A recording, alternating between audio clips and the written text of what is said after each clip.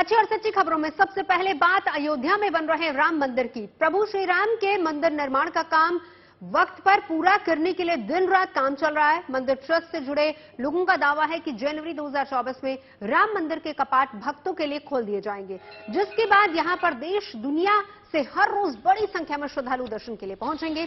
अब ऐसे में मंदिर और श्रद्धालुओं की सुरक्षा एक अहम पहलू होगा, जिसे देखते हुए यूपी पुलिस ने तैयारियां तेज कर दी हैं। बताया जा रहा है कि मंदिर की सुरक्षा में आर्टिफिशियल इंटेलिजेंस का इस्तेमाल हो सकता है और इसके लिए 77 करोड़ रुपए का बजट भी तय किया गया है, जिसकी मंजूरी मिल गई है। इस संबंध में डिफरेंट जोन्स में क्या क्या सिक्योरिटी व्यवस्थाएं करनी है, उसके बारे में बहुत विस्तृत रूप से हम लोगों ने चर्चा किया है।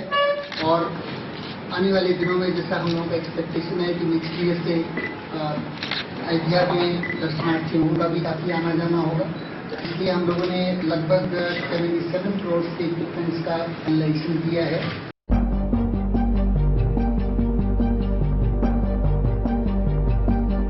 खास बात यह है कि राम मंदिर की सुरक्षा में पुलिस फोर्स से ज्यादा हाईटेक तकनीक का इस्तेमाल किया जाएगा। जानकारी के मुताबिक दरवाजों की निगरानी के लिए फेस रिकॉग्निशन तकनीक इस्तेमाल की जाएगी। पूरे मंदिर परिसर में करीब 800 सीसीटीवी कैमरे लगेंगे। साथ ही साथ एक्सरे मशीन्स का भी इस्तेमाल होगा और 24 घंटे ड्रोन कैमरे से इसकी निगरानी की जाएगी। इतना ही नहीं, वॉच टावर और सरयू नदी में तैनात की जाने वाली बख्तरबंद बोट को भी खरीदा जाएगा। मंदिर और अयोध्या की सुरक्षा में इस्तेमाल होने वाले इन रक्षा उपकरणों की खरीद के लिए 77 करोड़ रुपए की मंजूरी मिल चुकी है। इसके अलावा 4 अलग अलग फोर्सेस को मिलाकर स्पेशल फोर्स का गठन किया जा रहा है, जिसकी तैनाती कब और कहां होगी, इसका फैसला सरकार लेगी। पैरामिलिट्री फोर्सेज हमारी हैं, पीएसी है, स्पेशल सिक्योरिटी फोर्स है और सिविल पुलिस है। 4 तरह की फोर्सेज हैं। तो ये नीतिगत निर्णय है कि गर्भगृह में सैंक्टम सैंटोरम में किसकी ड्यूटी होगी, उसके बाहर परिसर में किसकी ड्यूटी होगी, फैसिलिटेशन सेंटर पर किसकी ड्यूटी होगी, एक्सरे के लिए किसकी ड्यूटी होगी और पूरे रेड जोन, येलो जोन और ग्रीन जोन, ब्लू जोन में किसकी सिक्योरिटी होगी। तो ये नीतिगत निर्णय है जो शासन लेता है, माननीय मुख्यमंत्री जी लेते हैं। उसके हिसाब से हम लोग इस टास्क को डिवाइड करेंगे, लेकिन पूरा अम्ब्रेला डिस्टेंट डीजी जोन और एसडीजीएलओ के अंडर रहेगा। और हम आश्वस्त करते हैं सभी को, जो भी हमारे दर्शनार्थी आएंगे, हमारे सभी परिवार के लोग हैं, और बेस्ट से बेस्ट सुरक्षा प्रोवाइड की जाएगी। मंदिर निर्माण शुरू होने के बाद से ही अयोध्या में साल दर साल रिकॉर्ड संख्या में राम भक्त अयोध्या पहुंच रहे हैं। खासकर विशेष धार्मिक आयोजनों के वक्त देश ही नहीं बल्कि दुनिया भर से श्रद्धालु प्रभु श्री राम की नगरी में आ रहे हैं। उम्मीद यही जताई जा रही है कि राम मंदिर के कपाट जनवरी 2024 में खुलने के बाद इन श्रद्धालुओं की संख्या में जबरदस्त उछाल देखने को मिल सकता है। लिहाजा पुलिस महकमे ने इन भक्तों को कोई तकलीफ न हो, इसके लिए अभी से ही प्लानिंग शुरू कर दी है। आज जब हम लोगों ने बात किया तो एक एक चीज कहाँ लोग जूता उतारेंगे, अंदर किस तरफ से जाएंगे, वापस कैसे आएंगे, कहाँ से प्रसाद खरीदेंगे, वापस अपने बच्चे के साथ में बच्चे को कहाँ से कैसे बाहर निकालेंगे, बूढ़ा आदमी कैसे जाएगा, हर चीज की माइक्रो मैनेजमेंट के ऊपर हम लोगों ने डिस्कस किया। यूपी सरकार ये सारी कवायद इसलिए कर रही है ताकि अयोध्या आने वाले तीर्थ यात्रियों को किसी तरह की कोई दिक्कत और परेशानी न हो। मंथन इस बात का कि फिजिकल पुलिसिंग के बजाय आर्टिफिशियल इंटेलिजेंस का किस तरह से उपयोग किया जाए। मंथन इस पर कि जल, थल और नभ से कैसे एक साथ अयोध्या पर निगाह रखी जा सके। इन्हीं तमाम बिंदुओं को लेकर एक ऐसी व्यूहरचना तैयार की जा रही है कि स्पेशल फोर्स भी तैनात की जाएगी और ऐसा बहुत कुछ होगा जो अयोध्या की सुरक्षा को हाईटेक बना देगा। Banbir Singh, Ayodhya, good news today. आपकी मेहनत का सही नतीजा आए और उस पर किसी की बुरी नजर ना पड़े, हर मेहनतकश की उम्मीद यही होती है। और ये खबर यूपी बोर्ड के छात्रों से जुड़ी हुई है, जिनकी मेहनत का नतीजा जल्दी ही आने वाला है। यूपी के 10वीं और 12वीं के छात्रों के लिए अच्छी खबर आई है। परीक्षा दे चुके छात्रों की कॉपियां वक्त से पहले ही चेक हो चुकी हैं और उम्मीद अब ये की जा रही है कि नतीजे भी जल्द आ जाएंगे। सरकार ने इस बार इस बात का खास ख्याल रखा है कि छात्रों की मेहनत जाया ना जाए, ना तो पेपर लीक हो और ना ही नकल की वजह से किसी का साल खराब हो। तो अब बस इंतजार कीजिए नतीजों का।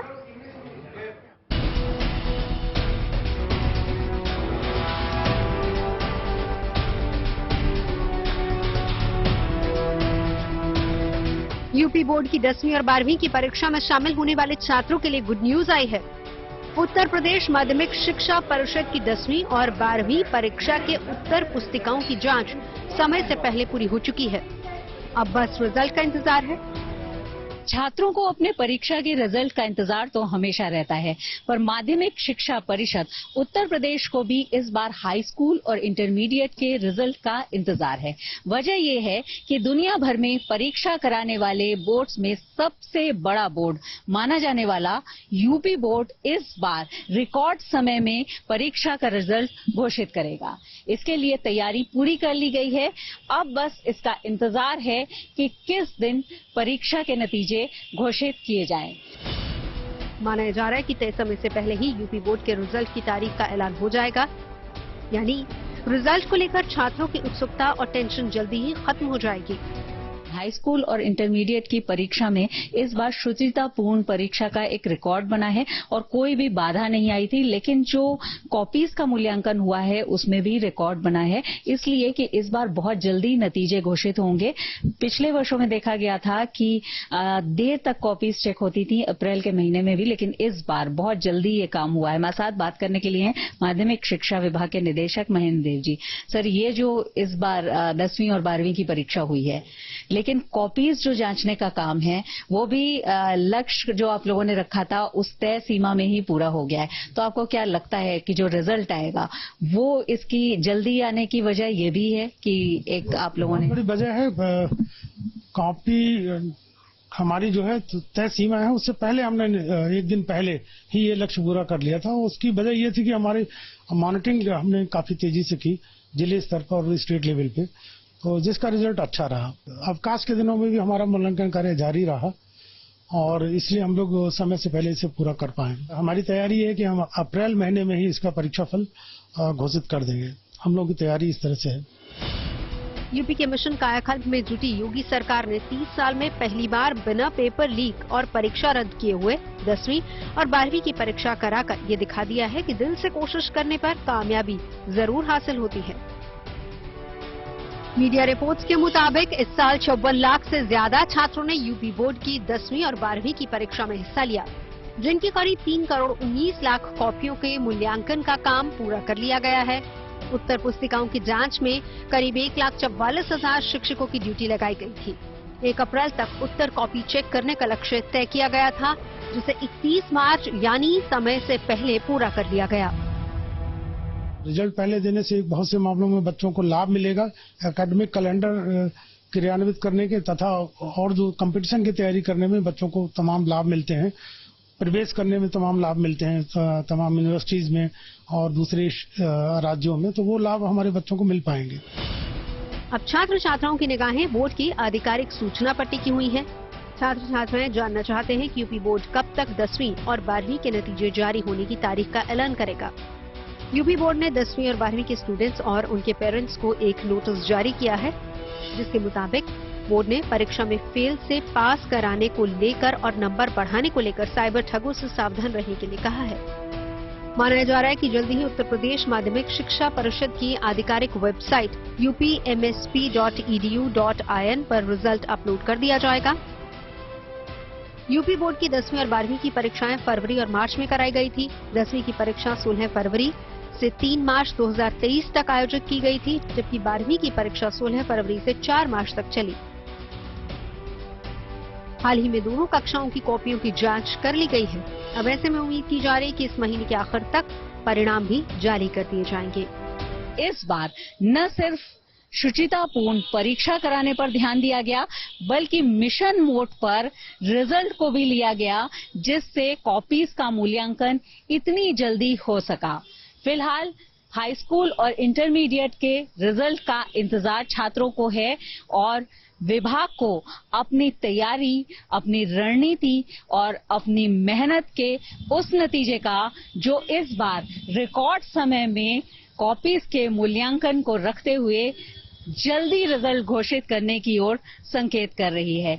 यानी सब कुछ अच्छा रहा तो इस बार कॉपीज का मूल्यांकन और रिजल्ट भी नया कीर्तिमान स्थापित करेगा। वीडियो जर्नलिस्ट संजय सिंह के साथ शिल्पी सेन, लखनऊ। यूपी बोर्ड के हाई स्कूल और इंटरमीडिएट की परीक्षाओं में यह 30 साल में पहला मौका है जब न तो कोई पेपर लीक हुआ और न ही परीक्षा रद्द हुई है। आखिर कैसे देश के एक बड़े सूबे ने बोर्ड एग्जाम में इस बड़ी उपलब्धि को हासिल किया? योगी सरकार ने किस फॉर्मूले को अपनाया जिससे नकल रहित एग्जाम को अपने अंजाम तक पहुंचाया गया? चलिए आपको बताते हैं। पूरे उत्तर प्रदेश में 1,43,000 से ज्यादा परीक्षा केंद्रों पर निगरानी की व्यवस्था की गई। राजधानी लखनऊ से पूरी परीक्षा की मॉनिटरिंग की गई। इसमें जिले के डीएम, एसपी, एसएसपी भी शामिल हुए। हाई स्कूल और इंटरमीडिएट की परीक्षाओं में पहली बार प्रश्न पत्र यानी क्वेश्चन पेपर की कोडिंग की गई और पहली बार प्रश्न पत्रों की पैकेजिंग 4 लेयर में टेम्पर्ड प्रूफ लिफाफों में की गई ताकि पेपर लीक होने से रोका जा सके। यही नहीं, पहली बार आंसर शीट पर क्यूआर कोड और माध्यमिक शिक्षा परिषद का लोगो भी लगाया गया। हर साल लखनऊ में एक कंट्रोल रूम से मॉनिटरिंग होती रही है। पहली बार लखनऊ में 2 कंट्रोल रूम्स बनाए गए थे और पहली बार प्रश्न पत्रों को रखने के लिए स्ट्रांग रूम को प्रिंसिपल के रूम में नहीं बनाया गया और इसके लिए अलग से स्ट्रांग रूम बनाया गया। और ये पहला मौका रहा जब प्रश्न पत्रों की सील खोलने और बंद करने का उत्तरदायित्व डीएम की ओर से नियुक्त किए गए स्टैटिक मजिस्ट्रेट को दिया गया। इसके साथ ही सभी जनपदों में पहली बार सिलाई युक्त उत्तर पुस्तिकाएं तैयार की गई। बोर्ड परीक्षाओं के लिए यूपी में 1.43 लाख एग्जाम सेंटर्स और परिसर में करीब 3 लाख वॉइस रिकॉर्डर से लैस सीसीटीवी कैमरे लगाए गए ताकि नकल की कोई भी गुंजाइश न रहे। और इसके साथ ही पहली बार रात में भी क्वेश्चन पेपर्स की सुरक्षा व्यवस्था की गई। स्ट्रांग रूम की सुरक्षा के लिए 632 टीमों को लगाया गया जिन्होंने 8,753 परीक्षा केंद्रों के स्ट्रांग रूम्स का कुल 28,716 बार निरीक्षण किया। यूपी बोर्ड की परीक्षाओं के लिए 3 महीने पहले से ही शिक्षा विभाग के अधिकारियों के साथ यूपी पुलिस, एसटीएफ की बैठकें हुई थी ताकि प्रदेश में नकल मुक्त परीक्षाएं संपन्न कराई जा सके। यूपी सरकार अपने इस मिशन में कामयाब भी हो गई। अब क्यूआर कोड के जरिए दिल्ली नगर निगम के स्कूलों में दाखिले की प्रक्रिया को आसान बनाने की तैयारी है। इस साल से दिल्ली नगर निगम के 1,563 स्कूलों में एक अनूठे प्रयोग की शुरुआत होने जा रही है जिनमें पूरी तरह से अंग्रेजी मीडियम वाले 138 स्कूलों के अलावा एक सेक्शन अंग्रेजी मीडियम वाले 642 स्कूल भी शामिल होंगे। ये कदम ऐसे वक्त पर उठाया गया जब national payment corporation of India के मुताबिक देश में 99.9% ट्रांजैक्शन यूपीआई के जरिए किया जाता है जिसमें बड़े पैमाने पर क्यूआर कोड यानी कि क्विक रिस्पॉन्सिबल कोड का इस्तेमाल होता है। यानी आम हो या खास, ज्यादातर लोग ऑनलाइन पेमेंट के लिए क्यूआर कोड का ही इस्तेमाल कर रहे हैं। अब चाहे खरीदारी की बात हो या फिर पैसे ट्रांसफर करने का मामला हो, क्यूआर कोड को स्कैन करना उनकी पहली पसंद बन चुका है। यानी अब तक किसी सर्विस, किसी सामान की खरीदारी या फिर किसी उत्पाद की जानकारी हासिल करने के लिए इस्तेमाल होने वाले क्यूआर कोड का उपयोग अब दिल्ली नगर निगम के स्कूलों में दाखिले के लिए भी किया जाएगा ताकि स्कूलों में दाखिले की प्रक्रिया को आसान बनाया जा सके। और यही वजह है कि प्राइमरी क्लास से लेकर 5वीं कक्षा तक दाखिले के लिए एमसीडी के सभी स्कूलों के बाहर क्यूआर कोड लगा होगा।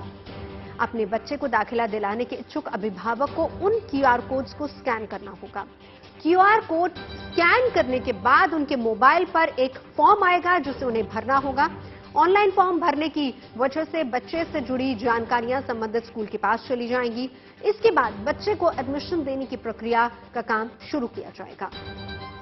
दिल्ली नगर निगम की तरफ से अपने स्कूलों में ये व्यवस्था इसलिए की गई है क्योंकि पेरेंट्स यानी कि अभिभावकों को दाखिले के लिए काफी परेशानी होती है। बच्चों के एडमिशन के लिए इधर उधर भटकना पड़ता है। स्कूलों में दाखिले के लिए नौकरी से लेकर एक दिन की छुट्टी भी लेनी पड़ती है और कभी कभी बेहद जरूरी काम छोड़ने भी पड़ते हैं।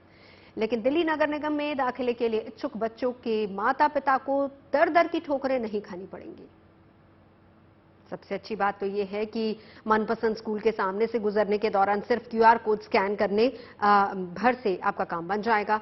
क्यूआर कोड स्कैन करने के बाद मोबाइल फोन पर एक फॉर्म आएगा जिसे आपको भरना होगा और फॉर्म भरने मात्र से ही बच्चे के एडमिशन का काम पूरा हो जाएगा। दरअसल पिछले कुछ साल से ये कोशिश की जा रही है कि इस तरह के प्रयासों से दाखिले की प्रक्रिया को और आसान बनाया जा सके ताकि ज्यादा से ज्यादा बच्चों को शिक्षा मिल पाए। सबसे खास बात यही है कि अब नए सत्र में जो एडमिशन होगा उसके लिए अभिभावकों को ज्यादा इधर उधर चक्कर लगाने की जरूरत नहीं है। दरअसल निगम के विद्यालय में जाने पर उसके गेट पर ही एक QR कोड होगा। उस QR कोड को स्कैन करने पर यह पता चल जाएगा कि किस तरह की शिक्षा व्यवस्था है और किस तरह की एलिजिबिलिटी है। लिहाजा उस QR कोड को स्कैन करने के बाद ही जो तमाम अभिभावक हैं वह जरूरत की जानकारी न केवल पा सकते हैं बल्कि ऑनलाइन सारी चीजों को भर करके फॉर्म सबमिट कर सकते हैं। यानी साफ है कि डिजिटाइजेशन के जरिए और साथ ही साथ आर्टिफिशियल इंटेलिजेंस और दूसरे तमाम तकनीकों का इस्तेमाल अब निगम को भी बहुत ज्यादा हाईटेक बनाने वाला है। खबरें सच्ची होनी चाहिए, अच्छी खुद ब खुद लगती है। Navjot Randhawa signing off. आप सुनते रहिए गुड न्यूज और देखते रहिए गुड न्यूज टुडे।